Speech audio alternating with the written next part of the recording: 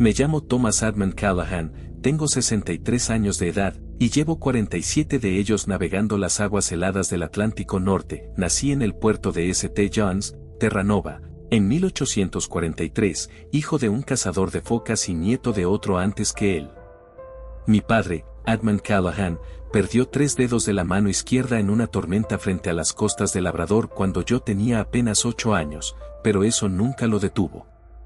Recuerdo cómo seguía remendando redes con esos dedos mutilados, la piel curtida como cuero viejo, mientras me contaba historias de las criaturas que había visto en sus años en el mar.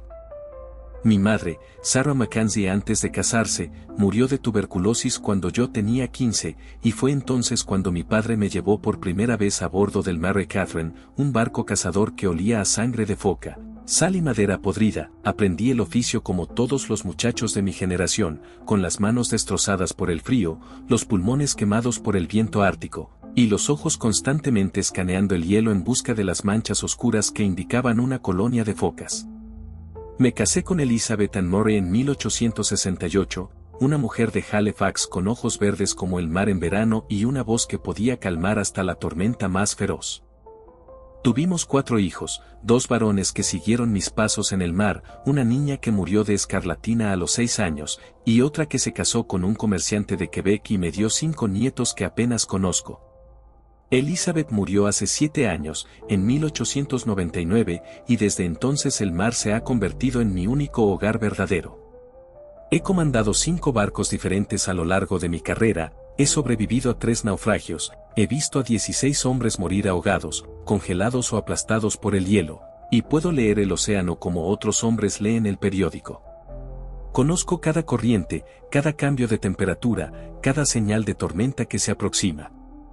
O al menos eso creía antes de marzo de 1906, antes de que aceptara aquel maldito contrato que cambiaría todo lo que pensaba saber sobre el mar y las criaturas que lo habitan. Todo comenzó en febrero de ese año, un martes específicamente, el día 13 para ser exactos, cuando un hombre apareció en el muelle donde yo estaba supervisando reparaciones en mi barco actual, el Northern Star. Era un tipo extraño, ese visitante, alto y delgado como un poste de telégrafo, vestido completamente de negro a pesar del frío penetrante, con un sombrero de copa que parecía sacado de otra época. Se presentó como el señor Nathaniel Wickham, representante de algo llamado la Compañía Ártica de Recursos Marinos, un nombre que nunca había escuchado en todos mis años en la industria. Hablaba con un acento que no podía ubicar, algo entre británico y algo más extraño, más gutural. Me ofreció un cigarro que rechacé, y luego sacó de su maletín de cuero negro una carpeta llena de papeles que crujían como huesos viejos. La oferta era simple en apariencia pero desconcertante en los detalles: $10,000 canadienses, una fortuna absoluta, por llevar su equipo y su carga a unas coordenadas específicas en el Ártico, extraer ciertas muestras biológicas que él no especificaba, y regresar en un plazo no mayor de 6 semanas. Cuando le pregunté qué tipo de muestras, sonrió de una manera que me hizo sentir incómodo, mostrando dientes demasiado blancos y perfectos, y dijo simplemente especímenes de mamíferos marinos de tamaño considerable. Le dije que necesitaba pensarlo, pero la verdad es que $10,000 eran más de lo que ganaría en 5 años de caza normal de focas, y mis deudas después de la muerte de Elizabeth eran considerables: los gastos médicos, el funeral, las medicinas que no la salvaron. Todo había drenado mis ahorros. 3 días después, el viernes, 16 de febrero, volví a encontrarme con Big Cam, esta vez en una oficina que habían alquilado temporalmente en un edificio cerca del puerto, una habitación oscura con cortinas gruesas y muebles que parecían no haber sido usados nunca. Había otros 2 hombres allí, ninguno se presentó formalmente, ambos vestidos de manera similar a Big Cam, ambos con esa misma mirada intensa que parecía atravesarte. Me hicieron firmar 11 documentos diferentes, contratos tan densos y llenos de lenguaje legal que apenas podía entender la mitad. Había cláusulas sobre confidencialidad, sobre no revelar las coordenadas exactas, sobre no discutir la naturaleza de la misión con nadie fuera de mi tripulación directa, sobre aceptar ciertos riesgos inherentes a operaciones en aguas no cartografiadas. Esa última frase debería haberme detenido, debería haber sido una señal de alarma suficiente para levantarme y salir de esa oficina, pero la visión de ese cheque, firmado y sellado, era demasiado tentadora. Me entregaron también un cofre metálico sellado con candados que no debía abrir bajo ninguna circunstancia, me dijeron, equipo especializado que solo sus técnicos podían operar una vez en el sitio.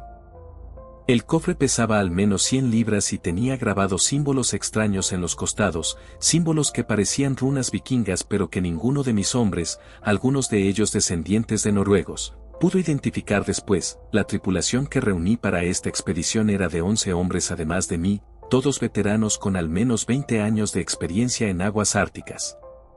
Estaba mi primer oficial, James Patrick Murphy, un irlandés de 42 años con una cicatriz que le cruzaba toda la mejilla izquierda, resultado de un encuentro con una foca leopardo en 1898. Murphy era el mejor lector de hielo que había conocido, podía predecir dónde se formarían grietas y presiones con una precisión casi sobrenatural. Luego estaba mi ingeniero, Gustav Hansen, un danés de 50 años que había trabajado en barcos balleneros antes de pasarse a las focas, un hombre silencioso pero extraordinariamente competente que podía hacer funcionar motores que otros habrían declarado muertos. El arponero principal era Michel Dubois, un quebequense de 38 años con manos del tamaño de jamones y una puntería legendaria. También llevaba a los hermanos Mackenzie, Donald y Robert, gemelos de 35 años de Nueva Escocia que trabajaban juntos con una sincronización casi telepática. El resto de la tripulación incluía a William Chen, un inmigrante chino que había llegado a Canadá en 1885 y cuyas habilidades con las redes eran incomparables, a Pietro Santoro, un italiano que había servido en barcos pesqueros en el Mediterráneo antes de mudarse al norte, a dos noruegos jóvenes, Erik y Olaf Johansen, primos que apenas pasaban de los 22 años pero que habían crecido en barcos, a un escocés taciturno llamado Angus MacLeod que servía como médico improvisado de la tripulación. Y finalmente a Harold Pemberton, un inglés de 40 años que manejaba nuestros suministros y provisiones con eficiencia militar. A todos les expliqué que esta sería una misión diferente, bien pagada pero con destino no especificado inicialmente, y que debían firmar sus propios contratos de confidencialidad. La paga que les ofrecí, financiada por el adelanto de Big Cam, era el triple de lo normal, y ninguno hizo demasiadas preguntas. Murphy fue el único que expresó reservas reales, me llevó aparte la noche antes de zarpar y me dijo en voz baja, Thomas, en todos mis años en el mar, nunca he visto a nadie pagar tanto dinero sin tener una razón oscura detrás. ¿Estás seguro de esto? Le respondí que no estaba seguro de nada, pero que a nuestra edad las oportunidades de asegurar un retiro decente eran escasas. Él asintió, entendiendo, pero la preocupación nunca abandonó completamente sus ojos. Zarpamos del puerto de St. John's el 1 de marzo de 1906, un viernes por la mañana con cielos grises y un viento del noreste que olía a nieve y a algo más, algo metálico que no podía identificar. El Northern Star estaba en excelente condición, lo había asegurado personalmente, con provisiones para 8 semanas, carbón suficiente para el motor de vapor, velas de repuesto, arpones nuevos, redes reforzadas, y todo el equipo de seguridad que pude conseguir. Las coordenadas que Big Cam me había dado estaban selladas en un sobre que solo debía abrir una vez que estuviéramos a 3 días de navegación de la costa, una precaución extraña que añadía más misterio a toda la operación. Los primeros 2 días fueron normales, navegamos hacia el noreste siguiendo rutas que había tomado cientos de veces antes, viendo las costas rocosas de Terranova desaparecer lentamente en la distancia, sintiendo como el aire se volvía progresivamente más frío y el agua adquiría ese tono gris oscuro característico del Atlántico Norte profundo. El tercer día, el domingo, 4 de marzo, abrí el sobre con las coordenadas en mi camarote, con Murphy presente como testigo. Las números me dejaron helado, 78 grados 43 minutos norte, 74 grados 21 minutos oeste. Eso nos colocaba mucho más al norte de lo que normalmente operábamos, en aguas cerca de la isla de Ellesmere, casi en el borde del océano Ártico propiamente dicho, en una zona que yo sabía que estaba mayormente cubierta de hielo incluso en los meses de verano, y estábamos en marzo, cuando el hielo era más grueso y peligroso. Murphy estudió las coordenadas durante largo rato, luego me miró con expresión grave y dijo, Thomas, no hay nada allí. He navegado cerca de esa área antes, no hay colonias de focas, no hay morsas, no hay nada excepto hielo y agua negra. ¿Qué diablos buscan? Le dije que no lo sabía, pero que habíamos aceptado el trabajo y $10,000 valían el riesgo de investigar. Ajustamos nuestro curso y continuamos hacia el norte. Fue al cuarto día, el lunes, cuando comenzaron las anomalías, pequeñas al principio, fáciles de ignorar o atribuir a causas naturales. Gustav reportó que la temperatura del agua estaba bajando más rápido de lo que indicaban nuestros mapas y su experiencia, casi 2 grados por hora cuando debería haber sido medio grado como máximo. Los pájaros marinos que nos habían seguido desde la costa desaparecieron todos simultáneamente alrededor del mediodía, algo que Murphy señaló como altamente inusual. Normalmente, las aves se retiran gradualmente a medida que te alejas de tierra, pero estas simplemente dejaron de seguirnos de un momento a otro, como si hubieran chocado contra una barrera invisible. Esa noche, Chen, quien estaba de guardia encubierta, reportó haber visto luces bajo el agua, destellos verdosos que se movían en patrones circulares alrededor del barco. Le dije que probablemente era bioluminiscencia, plancton o medusas, pero cuando subí a cubierta para verificar, vi lo mismo, y nunca en mi vida había visto bioluminiscencia moverse de esa manera, con esa aparente intencionalidad, como si algo estuviera nadando en círculos debajo de nosotros, estudiándonos. El quinto día, martes, las cosas empeoraron. 3 de nuestros instrumentos de navegación comenzaron a dar lecturas erráticas. La brújula giró salvajemente durante casi 1 hora antes de estabilizarse apuntando en una dirección que no podía ser norte. El barómetro subió y bajó sin correlación con el clima real. El termómetro del agua registró temperaturas imposibles, oscilando entre congelante y inexplicablemente cálida en cuestión de minutos. Gustav pasó todo el día intentando calibrar los instrumentos, revisando cada conexión, cada pieza, pero no encontró nada malo mecánicamente. Es como si el mar mismo estuviera enfermo, dijo esa noche durante la cena, y nadie se rió de su comentario. También ese día, comenzaron los sueños. No lo supe hasta el miércoles por la mañana, cuando Murphy me confesó que había soñado con una criatura blanca enorme, algo como una morsa pero del tamaño de una ballena, con colmillos tan largos como mástiles de barco, nadando debajo de nosotros en aguas totalmente negras. Le dije que los sueños eran solo sueños, estrés por la misión inusual, pero luego Chen me dijo que había tenido el mismo sueño, exactamente el mismo, la criatura blanca, los colmillos imposibles, las aguas negras. Y luego Pietro, y luego Donald Mackenzie, y para el mediodía del miércoles descubrí que 7 de mis 11 hombres habían tenido variaciones del mismo sueño la noche anterior. El jueves por la tarde avistamos los primeros témpanos de hielo, masas flotantes más grandes de lo normal para la época, y Murphy notó algo extraño en ellos. Tenían marcas, surcos profundos en el hielo que no parecían naturales, demasiado regulares, demasiado deliberados, como si algo enorme hubiera flotado contra ellos repetidamente. Redujimos la velocidad, navegando con extrema cautela entre los témpanos, y fue entonces cuando Olaf Johansen, que estaba en el nido del vigía, gritó que había visto algo moverse entre el hielo. Algo blanco y masivo que había emergido brevemente antes de sumergirse de nuevo. Todos corrimos a la borda, escaneando el agua, pero no vimos nada excepto el ocasional salpicón de olas contra el hielo. Esa noche, Harold Pemberton, que normalmente era el más pragmático de todos nosotros, me confesó que estaba considerando pedirme que diéramos la vuelta. «Hay algo mal aquí, capitán», me dijo, su acento inglés más marcado por el nerviosismo. He navegado por todo el mundo, desde el canal de Suez hasta el Cabo de Hornos, y nunca he sentido algo como esto. Es como si el océano no nos quisiera aquí. El viernes, 9 de marzo llegamos finalmente a las coordenadas exactas que Whitcomb había especificado. El área era un pequeño claro de agua abierta rodeado completamente por hielo, una polinia como las llamamos, un fenómeno natural pero que en esta ubicación y época del año no debería existir. El agua en el centro era de un negro casi absoluto, más oscura que cualquier agua que hubiera visto antes, y estaba completamente calma, sin una sola ola o rizo a pesar del viento constante que soplaba. Anclamos en el borde de la polinia, y convoqué a toda la tripulación encubierta para explicarles el plan. Debíamos preparar el equipo de extracción, bajar redes reforzadas a profundidades progresivamente mayores, tomar muestras de cualquier cosa grande que encontráramos y documentarlo todo meticulosamente.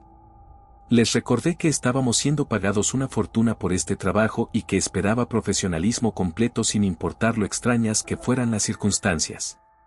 Algunos asintieron con convicción, otros con clara reluctancia. Comenzamos el descenso del equipo el sábado por la mañana temprano. Michel Dubois y los hermanos Mackenzie manejaban las redes, enormes redes de arrastre que normalmente usábamos para focas pero reforzadas con cables de acero para esta misión. Bajamos la primera red a 50 metros, luego a 100, luego a 200. Cada vez que la subíamos venía vacía, completamente vacía, ni siquiera plancton o pequeños peces, solo agua negra goteando de las cuerdas. A 300 metros, la cuerda comenzó a vibrar de una manera extraña, un temblor que podías sentir en tus manos incluso a través de los guantes gruesos. Gustave, quien estaba monitoreando la tensión, gritó que algo estaba ejerciendo presión sobre la red, algo que se movía.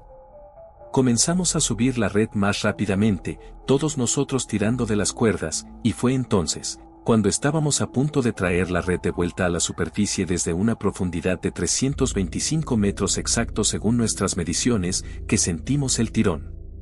No fue un tirón normal, no fue un pez grande o un pedazo de hielo atrapado en la red.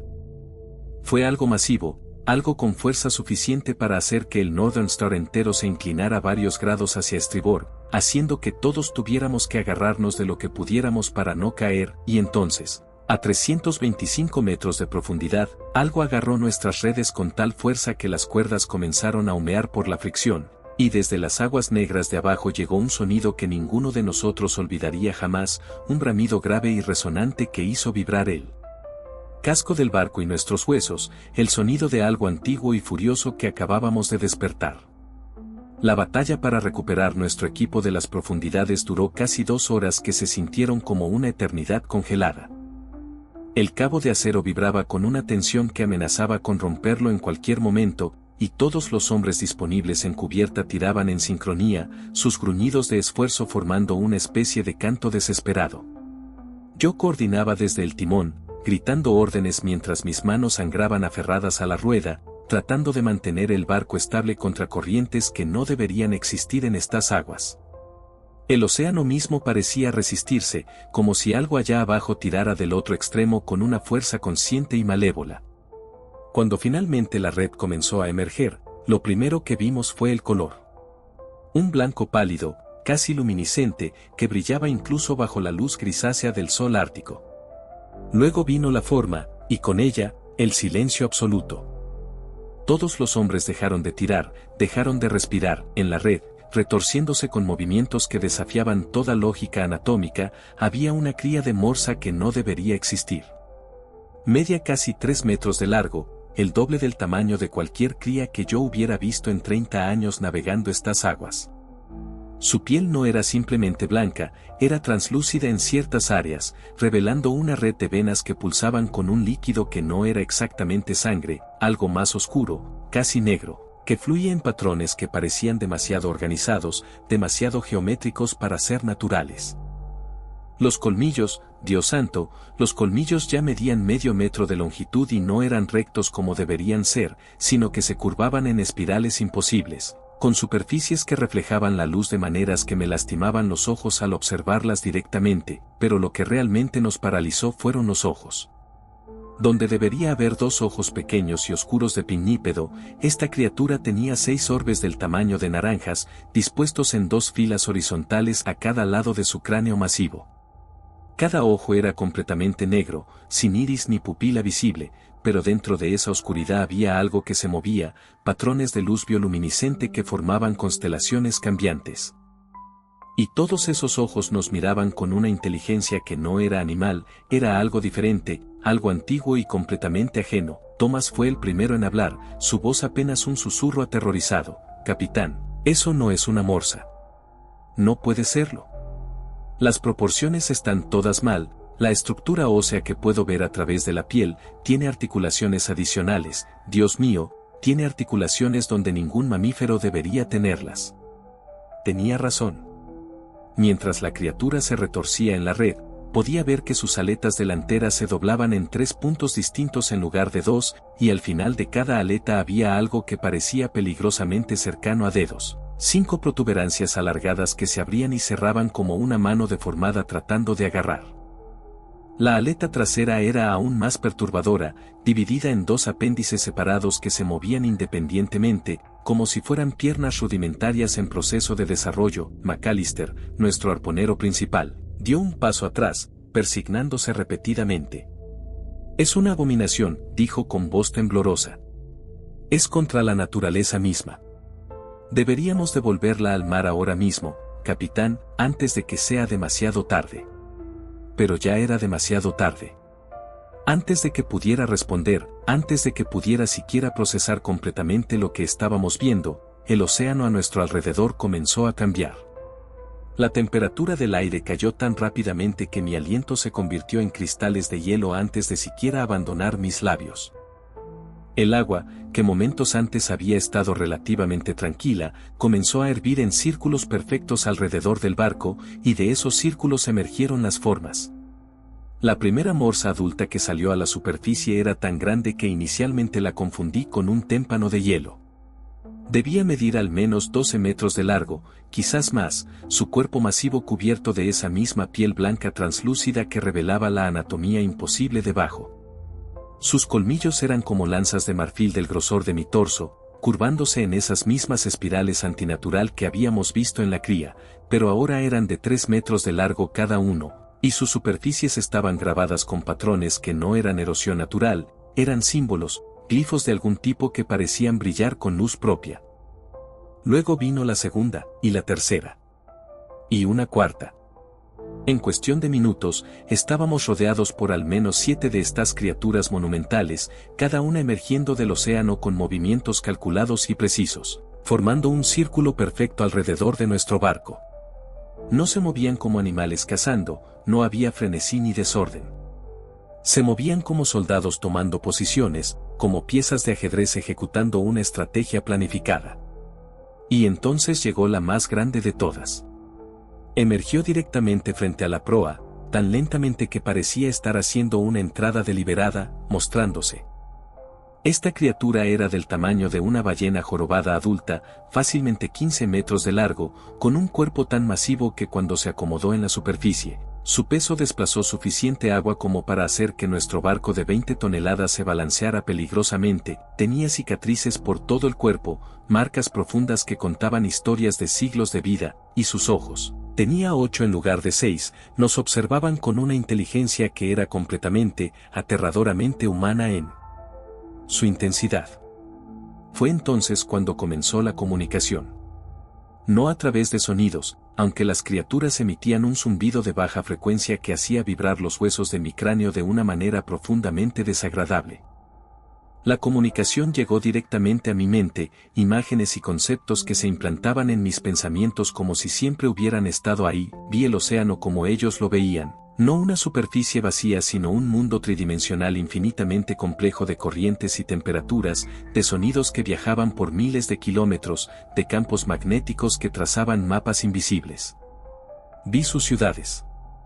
Ciudades submarinas que existían en las fosas abisales donde ningún humano había llegado jamás, estructuras construidas no de piedra o metal sino de coral cultivado durante milenios, formando espirales y arcos que desafiaban la comprensión humana de la arquitectura. Vi generaciones de estas criaturas, no docenas sino miles de años de historia, de una civilización que había estado aquí mucho antes de que los primeros humanos cruzaran el estrecho de Bering, y vi lo que queríamos hacer. Vi los planes humanos para explotar el Ártico, para extraer sus recursos, para contaminar sus aguas con aceite y sangre y desechos industriales. Vi el futuro que estábamos creando, un océano moribundo lleno de plástico y veneno, y vi cómo esto no era solo un crimen contra la naturaleza sino un acto de guerra contra una civilización que había existido en paz en las profundidades durante eones. El mensaje que recibí era claro, tan claro como si alguien hubiera gritado directamente en mi oído: devuelvan a nuestro hijo. Ahora. Pero era más que eso. Había capas de significado, amenazas implícitas que no necesitaban palabras. Si no devolvíamos a la cría inmediatamente, ellos tomarían no solo sus vidas sino las de todos los barcos que se atrevieran a entrar en estas aguas. Hundirían flotas enteras, crearían tormentas y corrientes que harían imposible la navegación, defenderían su territorio con una ferocidad que haría que nuestros arpones y rifles parecieran juguetes de niños. Miré a mi tripulación y vi que todos habían recibido el mismo mensaje. Thomas había caído de rodillas, lágrimas congeladas en sus mejillas mientras sostenía su cabeza entre las manos. McAllister vomitaba sobre la barandilla, su cuerpo rechazando la invasión mental que acabábamos de experimentar. Varios de los hombres más jóvenes sollozaban abiertamente, completamente destrozados por la revelación de que no estábamos solos en este mundo, que nuestra arrogancia como especie era solo ignorancia disfrazada. Con manos temblorosas, ordené que cortaran la red. La cría cayó de vuelta al océano con un chapoteo que pareció demasiado pequeño para el peso de ese momento. Inmediatamente, la criatura más grande, la matriarca que había liderado esta demostración de poder, se movió hacia adelante. La observé tomar a la cría con esas aletas convertidas en manos, sosteniéndola con una ternura que era completamente reconocible, completamente maternal. Y entonces vino la visión final, la advertencia que cambiaría el resto de mi vida. Me mostraron el futuro en detalle exhaustivo, un futuro donde los humanos continuaban expandiéndose, perforando más profundo, extrayendo más recursos, matando más vida marina. Vi plataformas petrolíferas colapsando bajo ataques coordinados de criaturas que emergían de las profundidades. Vi barcos de investigación desapareciendo sin dejar rastro, tragados por el océano que ya no toleraría nuestra presencia. Vi guerras submarinas entre la humanidad y especies que ni siquiera sabíamos que existían, conflictos que harían que nuestras guerras mundiales parecieran escaramuzas menores. Pero también me mostraron una alternativa. Un futuro donde respetábamos los límites, donde reconocíamos que el 70% de nuestro planeta no nos pertenecía, que era el hogar de civilizaciones tan antiguas y complejas como la nuestra. Me mostraron cómo podíamos coexistir si elegíamos la humildad sobre la arrogancia, el respeto sobre la explotación. El mensaje final fue simple pero devastador en su claridad: vayan. Cuenten lo que vieron. Adviertan a su especie. Esta es su única oportunidad. Las criaturas se hundieron en las profundidades tan silenciosamente como habían llegado, llevándose a la cría con ellas. En minutos, el océano volvió a estar tranquilo, como si nada hubiera pasado. Pero en la cubierta de nuestro barco, 8 hombres yacíamos rotos, transformados irrevocablemente por lo que habíamos presenciado. Pasaron 37 años antes de que pudiera escribir estas palabras, 37 años de silencio, de pesadillas, de ver cómo el mundo continuaba ignorante de la verdad que cargaba en mi alma. De mi tripulación original, solo 3 sobrevivimos más allá de la década de 1920. Thomas se suicidó en 1913, dejando una nota que simplemente decía: no puedo olvidar sus ojos. McAllister murió en un manicomio en 1919, insistiendo hasta su último aliento que las morsas blancas vendrían por todos nosotros. Los demás encontraron formas de autoengañarse, de convencerse de que había sido una alucinación colectiva, un efecto del frío extremo y la privación. Yo intenté advertir a las autoridades, por supuesto. En 1907 presenté un informe detallado al Departamento de Marina canadiense. Me rieron en la cara, me llamaron loco, sugirieron que el Ártico me había dañado mentalmente. Cuando insistí, cuando mostré bocetos de lo que habíamos visto, simplemente archivaron mi informe en algún lugar donde nunca vería la luz del día y me sugirieron firmemente que me retirara. Así que me retiré. Me mudé tierra adentro, a un pueblo pequeño donde nadie conocía mi historia. Me convertí en carpintero, construyendo casas y muebles, tratando de olvidar. Pero cada vez que veía las noticias sobre nueva exploración petrolera en el Ártico, sobre balleneros expandiendo sus operaciones, sobre planes para minería en aguas profundas, sentía ese zumbido de baja frecuencia resonando en mis huesos otra vez, recordándome la promesa que había hecho. Ahora tengo 82 años. Mis manos tiemblan demasiado para sostener un martillo, pero todavía pueden escribir, y finalmente he encontrado el coraje, o quizás la desesperación, para romper mi silencio. Porque lo que vimos en 1906 no era una anomalía, no era una especie desconocida esperando ser catalogada y estudiada. Era una advertencia, un mensaje de una civilización que ha observado nuestro progreso con creciente alarma. Y hemos ignorado esa advertencia completamente. En las últimas décadas, hemos acelerado nuestra explotación del océano de maneras que habrían sido inimaginables en mi juventud. Perforamos el lecho marino en busca de petróleo, dragamos el fondo oceánico destruyendo ecosistemas milenarios, vertemos millones de toneladas de plástico que nunca se descompondrá. Y todo el tiempo, esas criaturas han estado observando, esperando, preparándose. He seguido las noticias de barcos que desaparecen en el Ártico, de plataformas petroleras que sufren fallas mecánicas inexplicables, de submarinos de investigación que simplemente dejan de responder. Los reportes oficiales hablan de tormentas y mal funcionamiento de equipos, pero yo sé la verdad. La guerra ya ha comenzado, solo que nosotros no nos hemos dado cuenta todavía. Esta es mi advertencia final a la humanidad: el océano no está vacío. Las profundidades albergan inteligencias que son mayores, más antiguas y infinitamente más adaptadas a ese entorno que nosotros. Hemos tratado el mar como si fuera nuestro para tomar, como si los recursos bajo las olas fueran infinitos y estuvieran ahí solo para nuestra conveniencia, pero cada barril de petróleo que extraemos, cada red que arrastramos por el fondo, cada libra de contaminación que vertemos, es un acto de agresión contra seres que han sido pacientes durante siglos pero cuya paciencia tiene límites. No espero que me crean. Sé cómo suena esto, las divagaciones de un viejo marinero que pasó demasiado tiempo en el sol. Pero les pido esto: la próxima vez que escuchen sobre extraños avistamientos en el mar, sobre barcos perdidos sin explicación, sobre animales marinos comportándose de maneras que desafían la ciencia conocida, consideren la posibilidad de que hay más bajo las olas de lo que nuestra arrogancia nos permite imaginar, y por favor, compartan esta historia. Denle like si los hizo pensar, suscríbanse para más relatos que el mundo prefiere mantener ocultos, compartan esto con todos los que conozcan porque el tiempo se acaba. Comenten abajo si han escuchado historias similares, si conocen a alguien que haya visto cosas en el mar que no pueden explicar. Cada voz que se suma hace más difícil que silencien la verdad.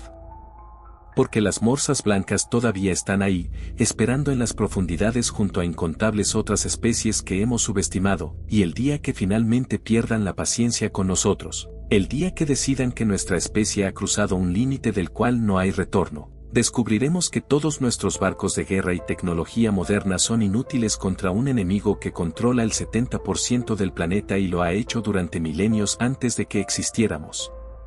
Esta es mi última voluntad y testamento. Que alguien, en algún lugar, escuche y entienda antes de que sea demasiado tarde para todos nosotros.